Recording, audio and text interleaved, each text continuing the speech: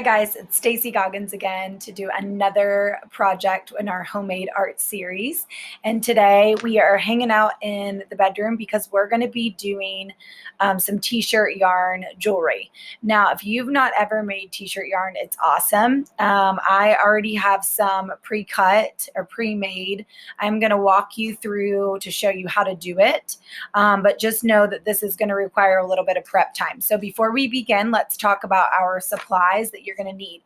So old t-shirts, scissors, a water bottle, plastic water bottle that is empty, because I'm going to show you an option with that, hole punch, and then something that's optional if you want to add some more detail too. If you have beads, you can add those to your project when you're done.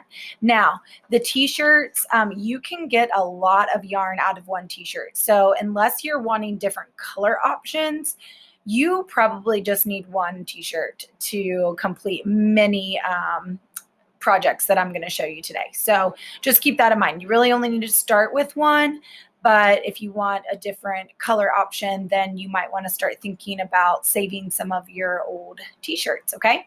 So the first thing that you're going to do is I've got a t-shirt. We're going to prep some yarn. So this is the bottom of my t-shirt, and you can see the hemline. You want to go ahead and cut that off. So, and you can do this. I'm doing it with just my kid's scissors. So it doesn't have to be fabric scissors. You don't need anything fancy. But all we're going to do is we're going to start just by cutting off the hem.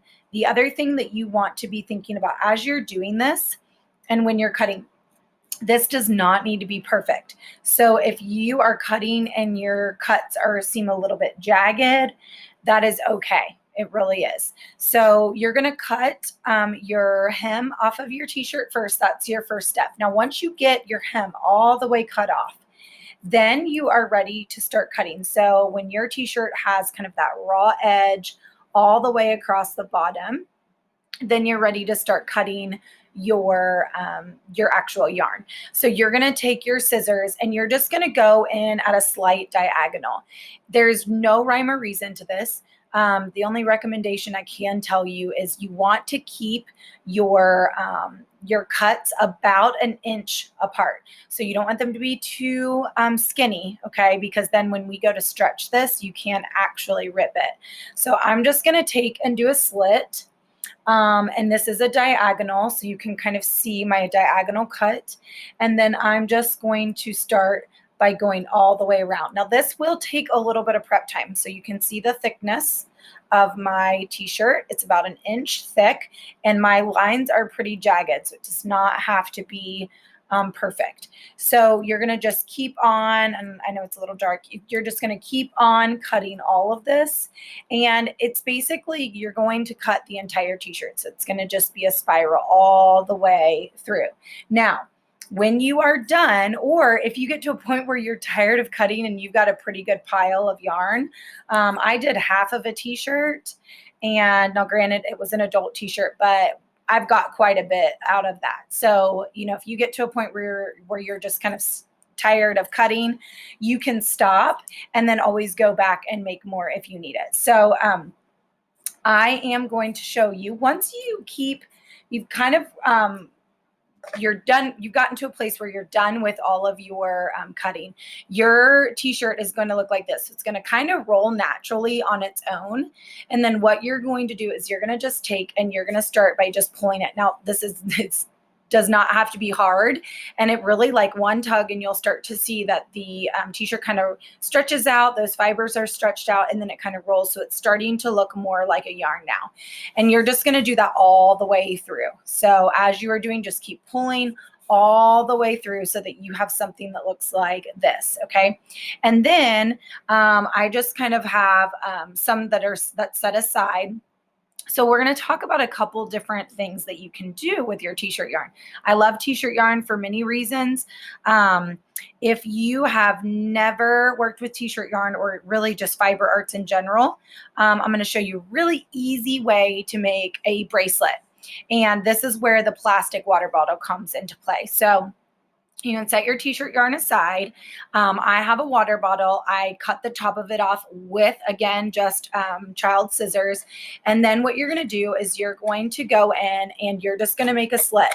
Now, as thick as you make your slit, that's the thickness of your bracelet, or the width. Okay, so I'm thinking like maybe 1.5 inches, but just kind of eyeball it. And then what you're going to do is just kind of cut your water bottle all the way around. So right now you have this just clear plastic circle with a slit in it, so it opens up. Now for the edges, because they're kind of sharp, all I'm going to do is just kind of curve those edges around. And I'm going to do that on both sides, but I didn't really take anything off. Okay, so I'm just really I just want to kind of get those sharp corners off. So if you can look, let's see really closely, it's just rounded on the sides. Okay. Now, it doesn't look like much, but this is going to be kind of your base for your bracelet. Now, if you have old bracelets like bangles, plastic things, you can wrap those too. But this is something that's obviously just repurposing recyclable. I've got a hole punch. Now, you're going to hole punch, or you can cut a slit with your scissors, okay? But I'm going to do a hole punch on both ends. So if you look really closely, you can kind of see that hole. It's right there. And I'm just doing it on both sides. And that's going to allow me to feed the yarn through. So you'll be able to see it a little bit better once I get the yarn in there. So I'm going to take the end of my yarn and I'm just going to slide it through that hole like that. And then my tail, I've just pulled it through. So my tail's just going to kind of hang out behind it. Now, you can tape it if it is easier for you to just make sure that it's secure. That's totally fine. This first part is the trickiest part because you have to get that yarn to kind of stay. And don't be so hard on yourself if you have a hard time getting it right around the end, because that's going to be the underneath of your bracelet anyways. So the idea is that you are going to just take your yarn and you're going to wrap it. So I'm starting just around the end. Now I'm trying to keep my plastic. I'm not pulling it too tight. I'm just trying to keep my plastic right there. Just the same thickness. Don't pull the yarn too tight that it starts to like change the shape of your plastic. Now this is where, this is the tricky part. So I just kind of went back and forth, and even just doing it on an angle. Let's see if I can show you. So just kind of on an angle or a crisscross, bringing it down. That is helpful. I found that to be a little bit helpful too. But if you have a little bit of the end showing, it's not the end of the world. If you have a low temp hot glue gun, you can put just a dab on the end and that can kind of hold it in place too. You just have to be careful because it is plastic, so it can still burn. So then now once you've got that part covered, so I've got my yarn, I am just wrapping it all the way around. I just want to make sure that I'm not like leaving any of that plastic exposed. So I'm just going to keep wrapping it all the way. I'm holding my fingers to just kind of keep it in place to make sure that I'm not missing anything. But as you can see, it's starting to go, and I've got a little bit, so you can kind of slide it. I'm going to check and make sure you don't have any plastic kind of showing through. And you're going to go all the way around. So once you get all the way wrapped around, you have the other hole, and it does kind of, I mean, it will seem maybe a little bit unbalanced, but once you get the other hole, the other yarn through the hole, we can straighten it out. So if you feel like it's starting to curve on you a little bit, don't stress too much about that. So I'm going to keep on wrapping all the way around. Now my yarn that I'm using is a gray, and it had a print on it. So that's why you can see kind of the change in the yarn. And I chose that t-shirt on purpose. It was an old t-shirt, but I liked that it had a print on the front because I knew that it would change the color. So I'm going to go ahead and trim my yarn just a little bit, give myself a little bit of space. And that way I have an end to work with. Okay, so I just cut that with my scissors. And then I'm getting close to the end where my hole is. Okay, so I'm gonna, again, feed the yarn through the hole, just as I did the last time, okay? So I'm gonna feed the yarn through the hole, just pull it through all the way. And just, again, do the best that I can to kind of cover up any of that plastic that remains, okay? If you need to do a little bit of dab of hot glue or even a piece of tape to just kind of hold it in place, that's great. So now I've got this, what it looks like. I need to connect these two. Now, if you have a smaller wrist and you don't want to slit it, you just want to wrap it all the way around, that's fine. My wrist will not fit through the water bottle. So that's why I needed to go ahead and cut it. It's a pretty tight circle. So now I'm just going to feed this through to the other side. So I'm looping it through a piece of yarn. And I'll show you. I'm just tucking it. So all I did was just tuck it through my yarn, and I'm going to pull it. And you can see that it starts to make a connection. Okay. And then I'm going to pull it all the way through on the other side. Okay. So if you notice that there are any weird spots, again, you can just dab a little bit of hot glue, like if you feel like the yarn is loose, or just make sure that you've taped it down before you wrap, and that will also help keep it into place. And all I'm doing right now is just feeding it back through that hole punch. Now it already has it in there one time, so it's a little thick. So having a pencil tip lying around that is helpful to kind of just poke it through if you need to. And I'm just pulling this through so that I now have a completed circle. So I can put it onto my wrist, and then I can pull. Using this side, I can pull it tight so that my bangle is now, or my bracelet is now tight to my wrist. Okay. Now, that is one option. The other option that I want to show you is with finger weaving. So this is one that I've already completed. It looks really, really cool, especially if you have, like, you can see the variations of color. So if you've not ever done any finger weaving, I'm going to walk you through it pretty slowly.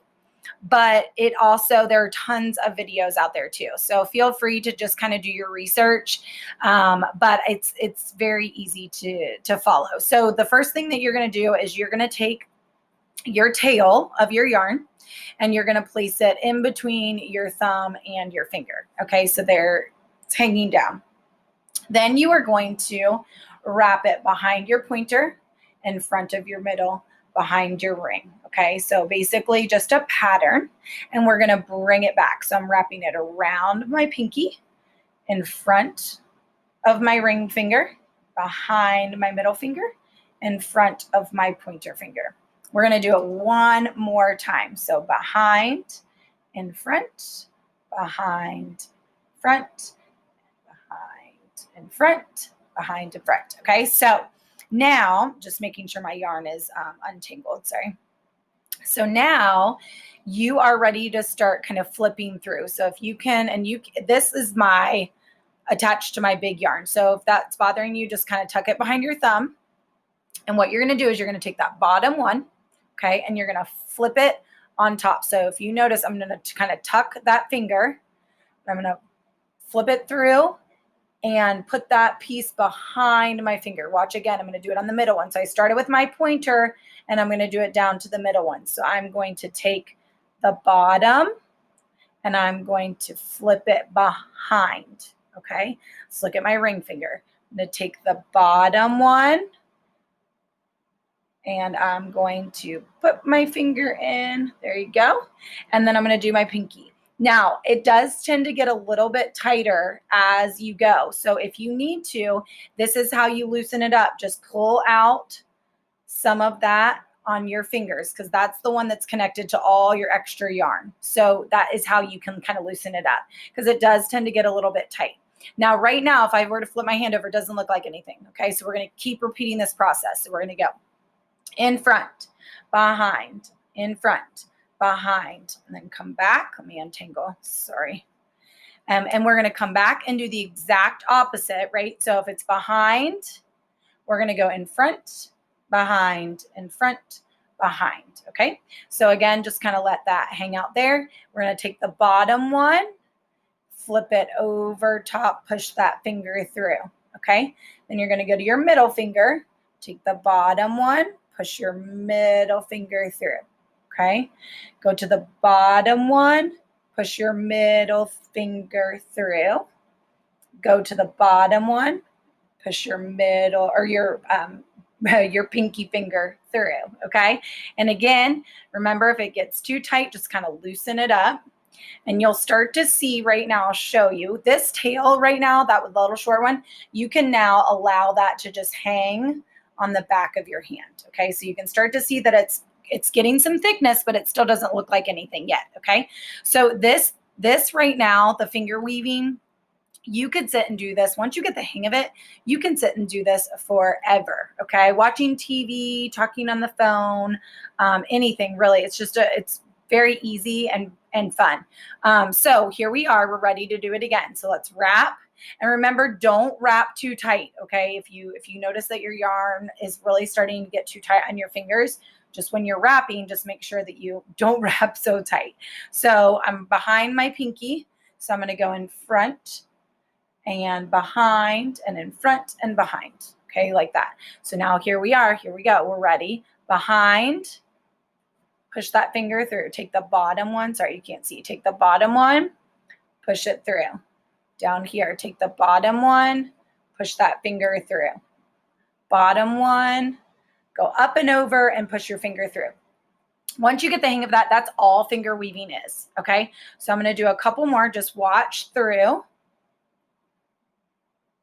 Slide these down. That's another thing too. If you realize that these are starting to kind of slide up your fingers, just push them down. Not a big deal. If you feel like this starts to get bulky, you can just slide that down too on your fingers. It's not a problem. It's not going to come undone or anything like that. So, okay, so here we are.